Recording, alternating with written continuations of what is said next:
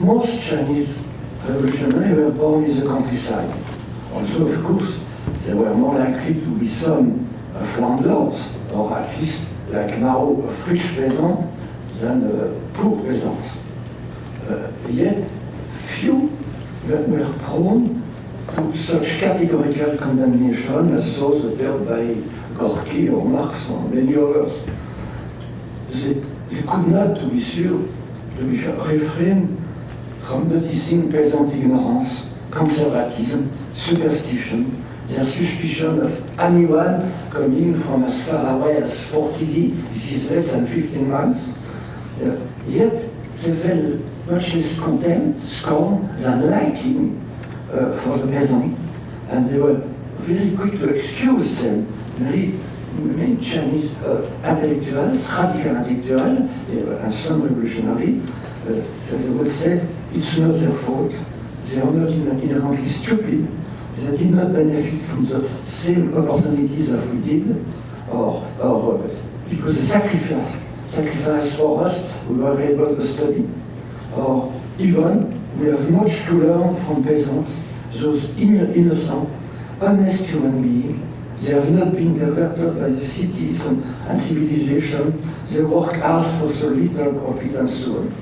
Of course, I am indulging here in generalities, and we could object to that, but that nevertheless inspired by a classic book on the subject by Han Xiaozhong, which is Chinese Discourses on the Peasant from 19 to 1949. In any case, of course, what I just said is not the whole story. Criticism of peasant ignorance was sometimes far from kind, as evident as manifested by Chen Duxiu, the future founder of the Communist Party.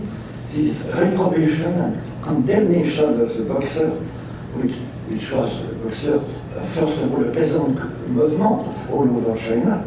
And when he said, what a curse, what a scourge was Boxer, what a shame for China. And all peasants were alike, too ignorant of the dangers threatening our nation to become patriotic. They will never become patriotic. So, Chen lamented the heavy cost inflicted on China by unanimous, for once, imperialist power following the Boxer episode. His response, once more, illustrates the patriotic or nationalist origin of most the revolutionary calling of most of the revolutionaries, Chinese revolutionaries. The patriotic feeling of such intellectual revolutionaries sustained a growing interest for the so-called peasant masses, which could be either a millstone around one's neck. If we fail to change them, we cannot save China, or a master throne, thanks to their sheer number and their poverty, a poverty likely to turn a number of them into eventual revolutionaries. That at least was the hope of many intellectual revolutionaries. Some 25 to 30 years after the Boxer, that's say from the late 1920s on, Trump began to supplant the milestone. They would say, Chinese intellectuals, radical intellectuals, our hope, our strength lies in the innumerable peasantry. To be sure, peasantry is as powerless as it is boundless. But it's our responsibility to instill class consciousness into peasants and to teach them how to organize, just as Lenin did, or was supposed to have done, with Russian workers. By the end of the 1920s, quite a few novels and short novels depicted peasant characters as positive heroes, incensed by the very rebellious feelings felt by those writers who depicted or imagined them. So, for most such intellectuals, the enemy had a name, namely imperialism. For villagers, the enemy, the adversary, could be either the local landlord or his agent, or it could be the tax collector, or the captain of a local militia, and so on. In any case, a much closer and concrete scope they experimented in the village. Such divergent issues and ways were easily made to converge, and the argumentation was imperialists were selling weapons to warlords who protect militia commanders, tax collectors are working for a government who keeps appeasing Japan. That was, of course, a very popular criticism of Chiang Kai-shek when he knew, in fact, better than his opponents about the weakness of China, and he preferred to wait, to build an army, and he had also the hope of finding allies, which later come, but after Pearl Harbor, it's too late for him. So, and so on. And without even looking such arguments, some plays sketch characters of old villagers lamenting the growth of poverty, which had become more widespread and more acute during the last 3 or 4 decades, which says the old man. And for this, a single culprit, namely imperialists, that had not yet reached our area, our province, our region, when I was a kid, me, an old man. So, here again, I must qualify this candid, too simple picture, at least one-sided picture. Such intellectual as Roucheux, for instance, dissented from the majority view. But then in any case, I would still believe and assert that what I just said, which is really almost simplistic, it was the view of the majority of radical intellectuals. So Roucheux said, he emphasized 5 evils, the emergent need of being eradicated, namely poverty, illness, ignorance, corruption, and chaos, political and social chaos in the countryside. And he added, every one of these 5 evils predated the coming of imperialists. They were already there. They were already the scourge of our poor countries. The alleged conversion of peasant revolution was belied by the famous character of the greatest Chinese writer of the time. In my view, he's still the greatest entire 20th century, but some criticism might disagree with me. In fact, the one that I like best in it is Lucian. And there is a famous true story of Q, with the character of sister-in-law Xiang Lin or Junto. I cannot now explain who was each one of those, but in any case, typically they could not really be made into revolutionaries or anti-imperialist fighters.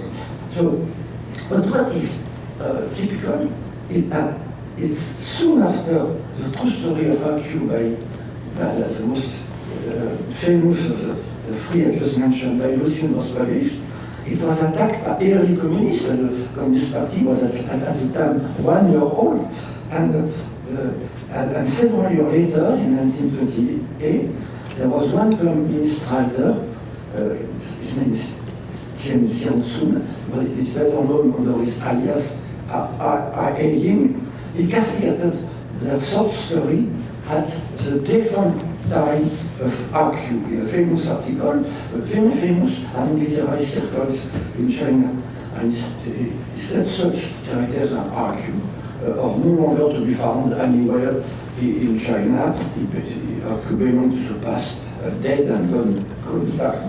And so, as a perceptive observer, Lucian was bothering some of his contemporaries, although he was a revolutionary himself in his ways. But he was even now made a hero of him, as he died in 1936, even in Yan'an time. So Lucian was glorified. Of course, if he had lived, he would have been very more than unhappy, but he fought against by Mao. That's obvious from what we know of both Mao and Lucian. Besides Roucheux and Lucian, one could as well recall the reformer Yan Yangshu experiment in dealing with village and trying to modernize, transform the life and experience. That was like a home, forerunner of home French or ONG.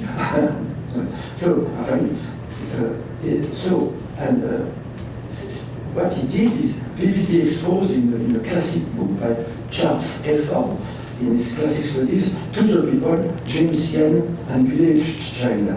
And he offers repeated examples of the impediments to Jan's effort, fed up by peasant conservatism and ignorance, and effort as, however, villagers were able to and did evolve. Finally, they would open their home and their table to those people. At the beginning, they were afraid of them as coming from far away. And in the end, of course, Jan's effort and those of a few others reformers, they were too isolated to change the fate of Chinese peasants, something their revolutionary competitors were hastened to point out.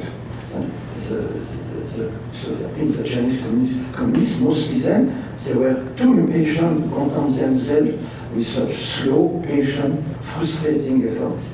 And more decisively, they were convicted that they alone detained the solution to every problem confronting not only the peasantry, but China as a whole.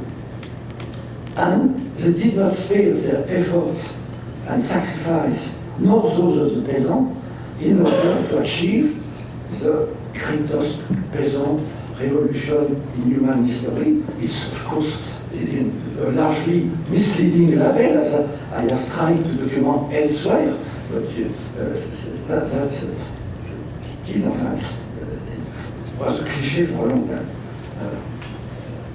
I hope I've been influential in making it looking obsolete. Let simply point out here that the Chinese Revolution may be considered the ultimate outcome of the nationalist, anti-imperialist movement that had inflamed Chinese elites ever since the late 19th century. It inflamed elites, but not peasants. As Mao Zedong himself said, in the early phase of the famous peasant movement, he said, whenever the Communist Party ventured, it found the rural masses cold and reserved. That was the word of Mao. When the party eventually succeeded thanks to imperialism, that means Japanese invasion, he found more initial support among the educated, patriotic youth, of course, born in landlord families. They could not have studied, if they were born in a poor peasant family, than a more average peasant. Later on, however, enough peasants became rank and file of Red Army soldiers, or otherwise voluntary or compliant activists, to provide the communists with decisive help in their conquest of power.